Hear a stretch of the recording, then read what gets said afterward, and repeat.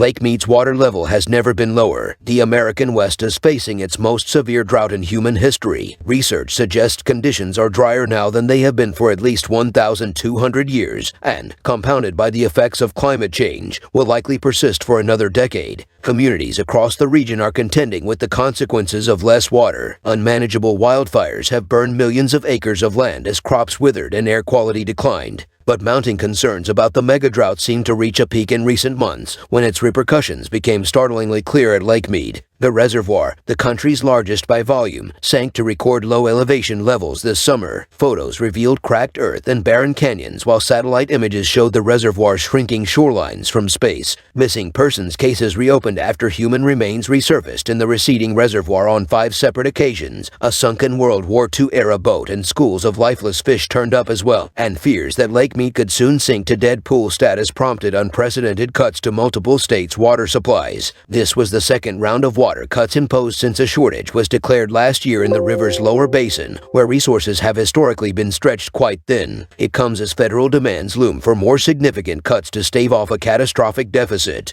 Whereas Lake Mead, located along a stretch of the Colorado River, Lake Mead spans hundreds of miles over the border of eastern Nevada and western Arizona. It works conjunctively with Hoover Dam to supply water and power to 25 million people and is a lifeline for major cities and agricultural hubs throughout the region. Hoover Dam created Lake Mead. Its construction during the Great Depression was fundamental to the development of surrounding regions whose dry, arid climates had limited possibilities for urban and industrial expansion until then. Water in Lake Mead has to remain above a certain elevation to pass through Hoover Dam, a process that facilitates the distribution of water as well as generates hydroelectric power to water and irrigation districts as well as municipalities across Arizona, California, Nevada, and Mexico. The elevation level also determines how much hydroelectric power is generated by Hoover Dam. When reservoir levels are low, the dam's ability to generate power falls too. Michelle Helms, a spokesperson for the U.S. Bureau of Reclamation, told CBS News that Hoover Dam's maximum capacity for power generation was 1,320 megawatts last week, which is 36% less power than the dam can usually produce. Both Hoover Dam and Lake Mead are integral components of the complex system that divides and allocates the Colorado River. The river stretches 1,400 miles from Colorado's Rocky Mountains to the Gulf of California and provides water to roughly 40 million people in the U.S. and Mexico. It supports dozens of indigenous tribes in 11 national parks and irrigates 5.5 million acres of farmland. A few hundred miles upstream,